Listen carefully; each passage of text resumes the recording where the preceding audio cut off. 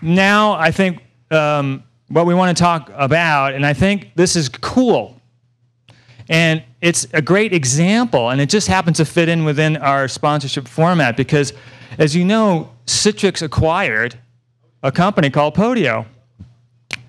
And Podio is a really cool tool, but, I mean, there's a different context here.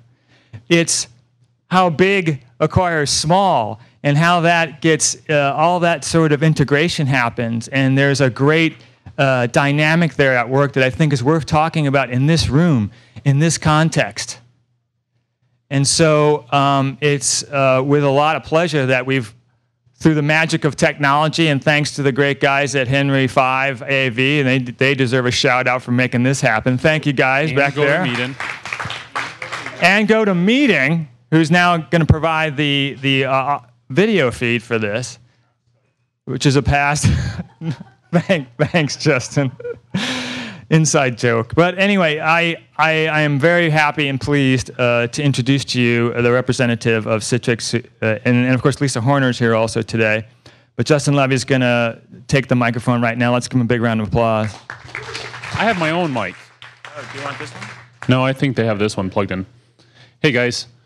So some of you might know me, but I oversee global social media for the online division. I report to Lisa among 3, 10, 50 managers that I have. So what we thought we'd do today is we have Kasper.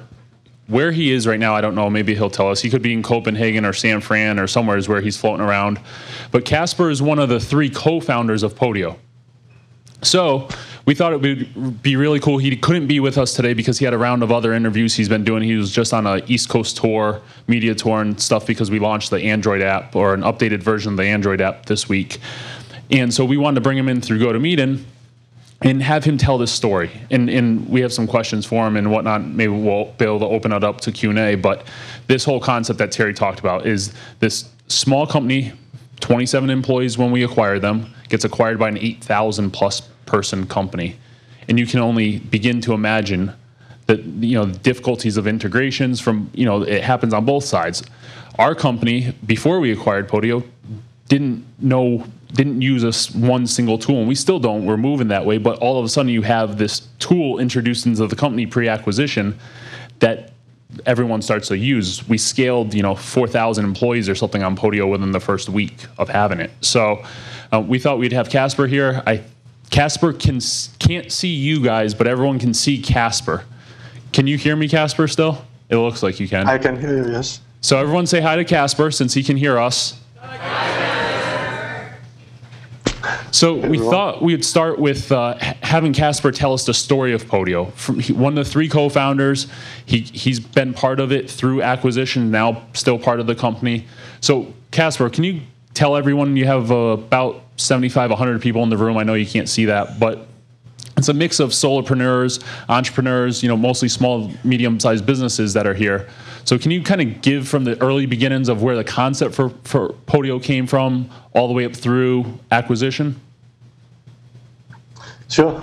Yeah, and thanks for the opportunity. This is a different kind of presentation. I'm giving quite a lot these days, but it's rare that I can't see the people. But I hope you, Justin, will take up any questions there, so I can also answer the questions from the people in the room. But yeah, Podio story. So as you said, I'm one of the co-founders. I was there when we were 3 guys in a basement in Copenhagen. In San Francisco, they start up companies in garages, and in Copenhagen it's in basements, but sort of the concept is kind of the same. I brought a few pictures. Can you see my screen? All right? Yep. Cool. So now I can't do the usual handshake of like how many people know Podio, as I wouldn't be able to see if anybody does. But for those that don't, you can check it out on the website. I don't want to talk too much about the product, but I want to talk a little bit about how it came about and sort of the early days. So I did bring a few pictures. So my background, I've done a few other startups. I knew John and Anders, the two other co-founders of Podio, from that startup, and we started talking about this thing, Podio. John and Anders have been some of the early guys in sort of the whole social media, and Andreas, which was the founding developer. If you look up video blogging on the internet, he sort of coded as one of the first guys. So a lot of these sort of social tools, blogs, wikis, all these things, but when they were only used in a social context. So a lot of the premise was, how can we actually use this in a company setting or inside a company? Anders and John have been doing a few things and sort of trying to make a very simple combination of a blog and a wiki and sort of fit that into companies. But one of the things we found out was that, you know, no two companies are working the same way. Everybody's doing things in unique ways, and it's almost impossible to make a tool that sort of fits everyone. Unless you sort of give the tool back to the people that work with it and enable them to actually build it themselves. So that was the Podio vision.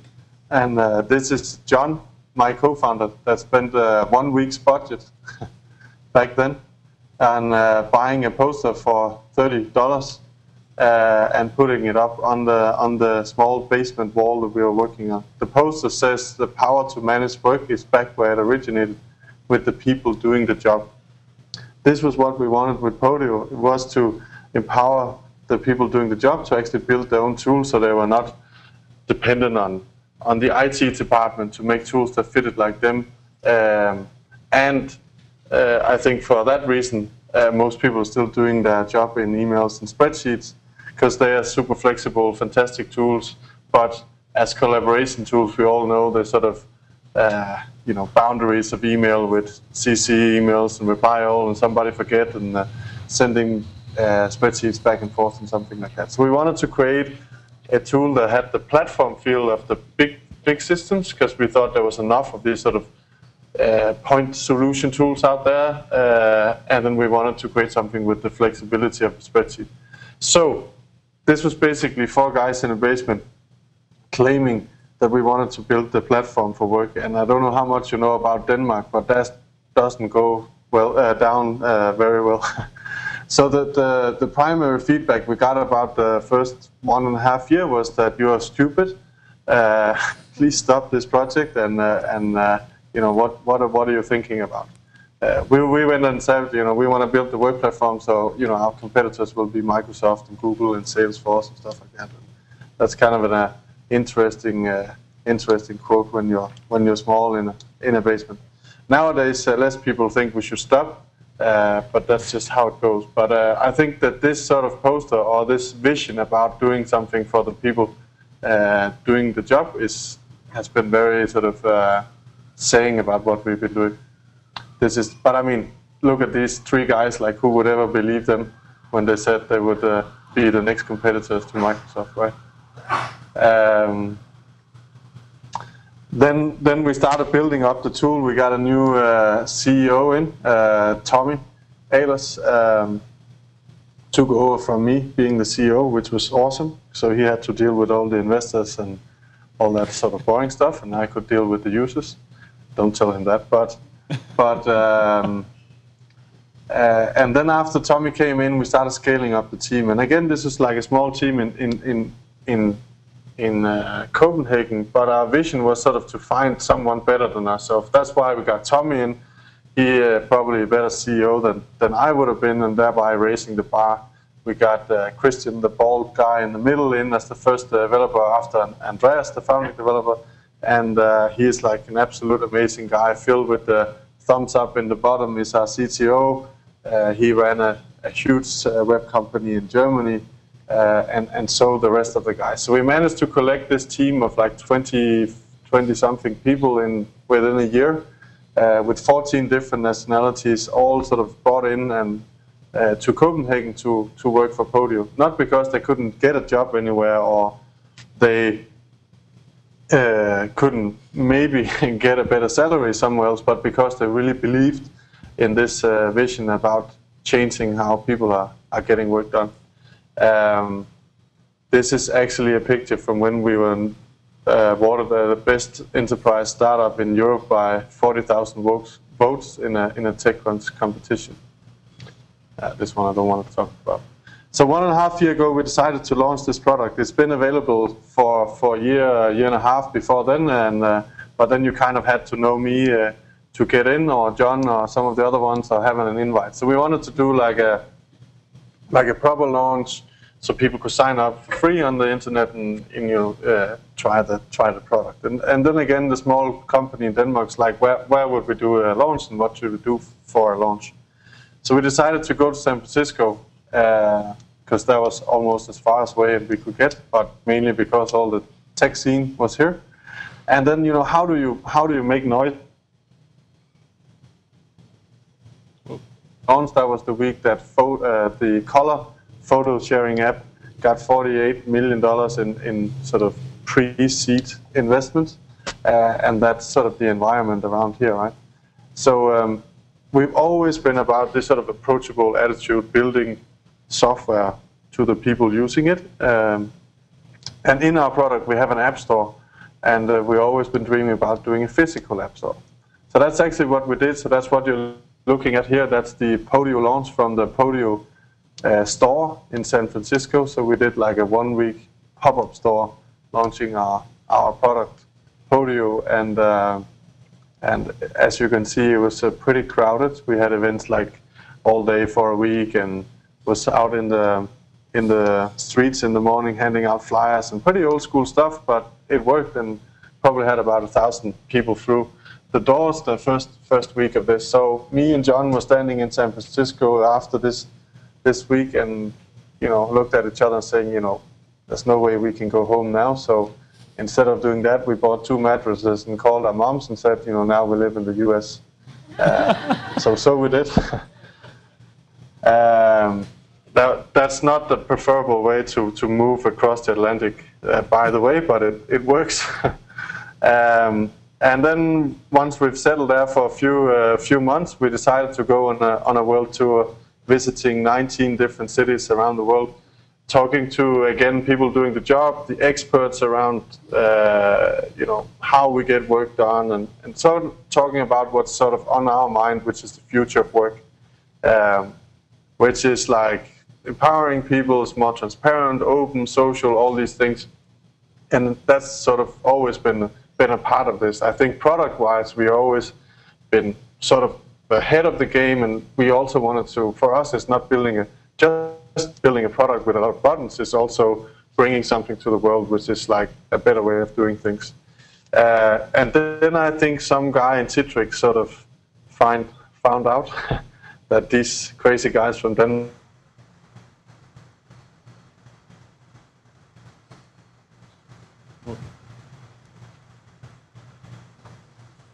presented at the biggest screen I've ever seen, which is the main hall in our conference room in the Moscone Center, together with Mark Templeton to the right, where Tommy was demoing Podio for the, 5,000-6,000 people in the room as the first demo being part of Citrix.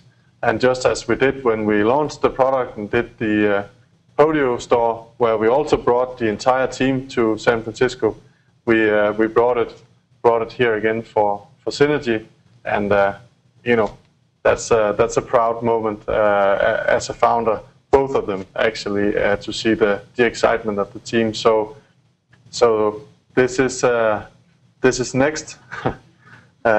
We are out here to make sure you don't hate yourself for working in email every day and get cluttered in your spreadsheet. And now we have more muscle than we had before as a small startup, but we still believe in the future of work and changing how you get work done.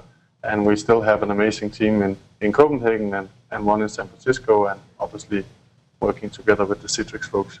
That was probably the shortest of a long story I've ever given, even though it was quite long. But I hope it gave some context to me and my story, or our story. So we have a couple more questions that we want to feed to Kasper, but are there any questions that anyone wants to ask him now? No? If you don't have questions after mine, I was going to say I was going to randomly start picking people, but someone volunteered. So Kasper, the question is, who are Podio's competitors?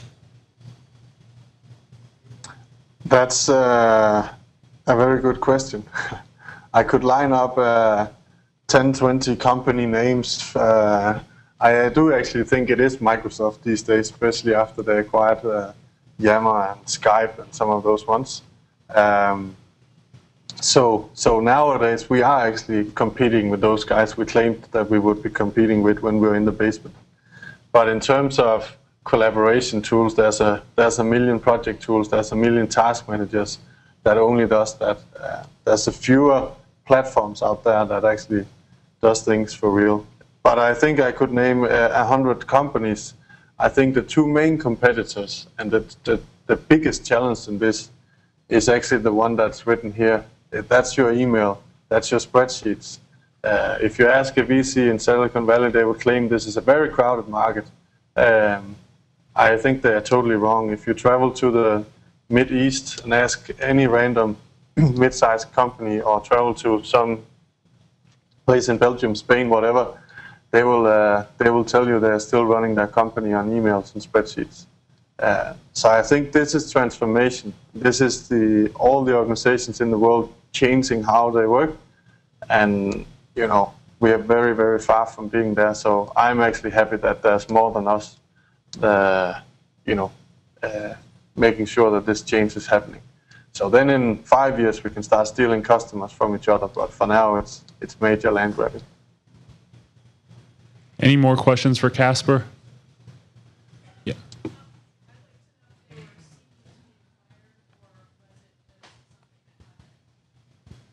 So the question was for you, Kasper, and to everyone that couldn't hear is, were you guys seeking to be acquired, or was it something that just came about? Absolutely not.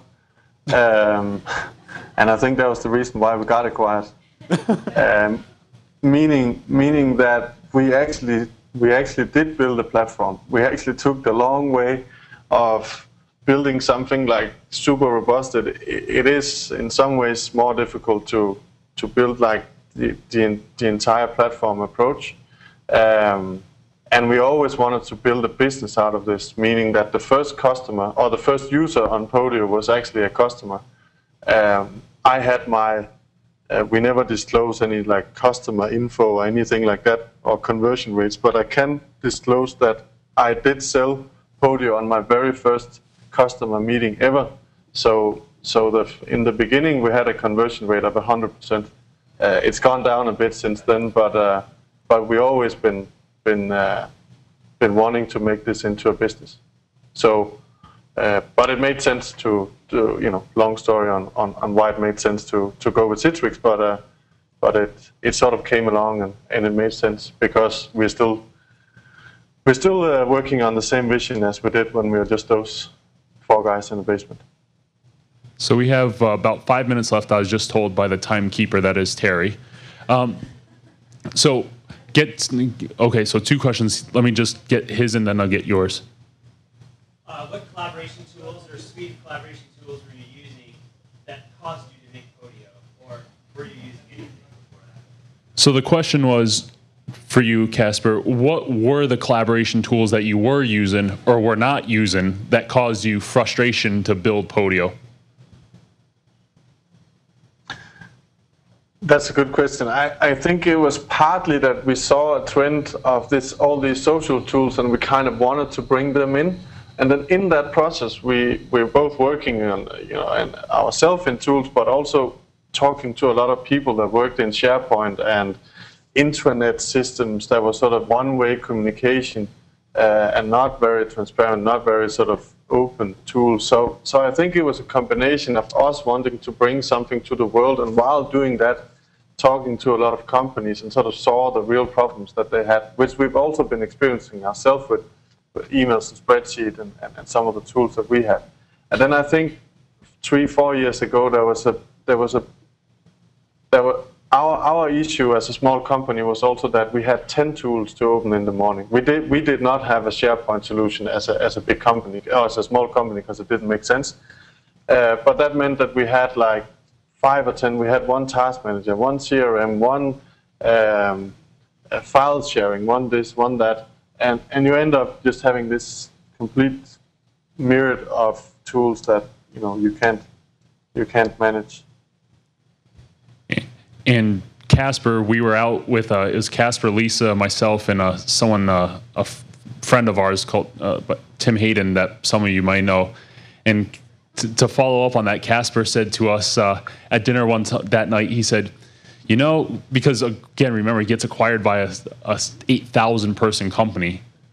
He said, I didn't have any email for the 3 years of building this company because we did everything in Podio. Now I get 300 emails a day.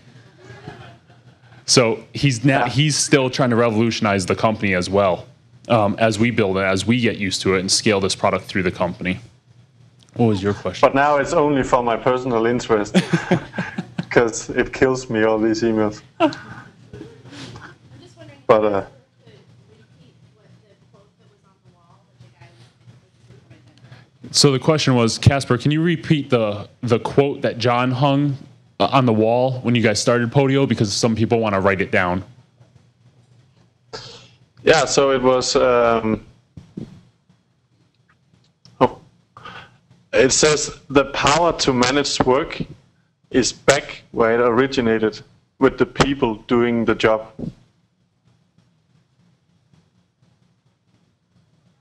Got that all, or you need him to repeat it one more time?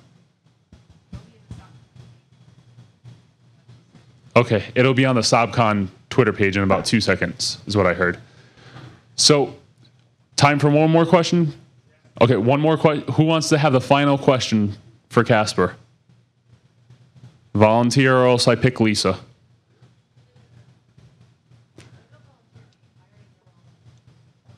So you get to ask a question.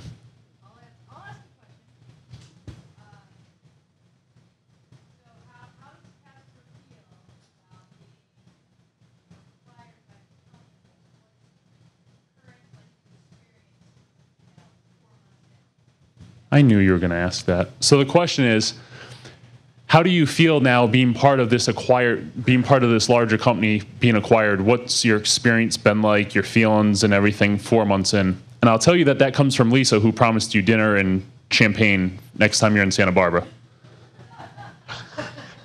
Sounds good, Lisa. Thank you. I actually feel great. I mean, it was not just we didn't partner up, or we didn't get acquired with Citrix just because that was the only option our company had. We went into this partnership or acquisition because for us Citrix was a place where Podio could live out the vision that we had, become the platform for a lot of those things. We can combine the asynchronous part of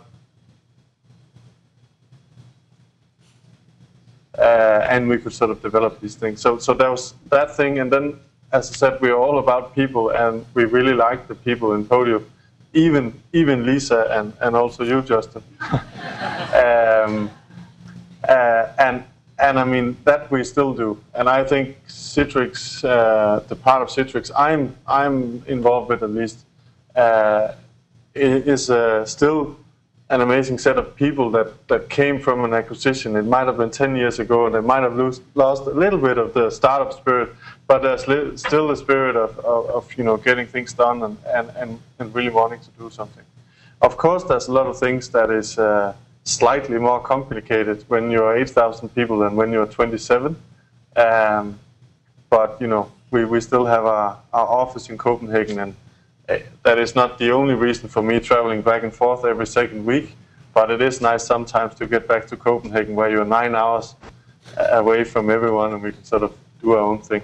But no, it's great. It's been a great experience. And I mean, there's stuff that I think there's also too many sort of startup founders that is scared of coming into these big organizations. I mean, there's stuff that I'm learning now that it would have taken 5-10 years until we got to this point, right? We just added 250 salespeople to a 4-person sales team. I mean, how often do you get to do that as a startup, right? Great. Well, that's all the time we have. Everyone give Kasper a big round of applause. Hold on. Liz, the boss, has something for us. The cubicle story. Oh, of them tearing down the cubicles? I don't even know if Kasper knows that story. So, do you want to tell the story about what happened when you guys moved into our San Francisco office? And you tore apart the office in a matter of 2 hours? I'm still in trouble for that, so better not. So to provide some perspective on this, so of course a massive company has very large facilities teams that ensure that everything is uniformed, and even we have very cool offices, and we're always rated for being one of the best companies to work for culture and all these things. So we have very cool, trendy offices and whatnot. But then we acquired Podio, and they had a San Fran office as well. So we decided, the facilities people said, no, well, we'll just bring you into our San Fran office. Like 2 hours after they were there, they didn't think or anything to ask facilities if they could rearrange the furniture a little bit. And so they took apart furniture, they hung signs up that said Podio, they took down over offices, and suddenly Podio had entered Citrix. That's how we roll. There's yet to be a Podio office. I haven't designed myself. I'll keep it like that. Awesome. Thanks for the time, Kasper. I know you've been on a media tour lately in a tear of interviews back to back. So it was hard to fit him in for this time, but he was able to make himself available to come chat with you guys for a little while. Yeah, I hope. Where are you? The question is, where are you right now? I am actually in San Francisco, in the San Francisco office. So I'm for a couple of days, and then back to the East Coast, and then back to Copenhagen. So. Awesome. Yeah. Thanks, Kasper. Thanks, guys. Have fun in the weekend, and go build some awesome companies. Thank you, Justin.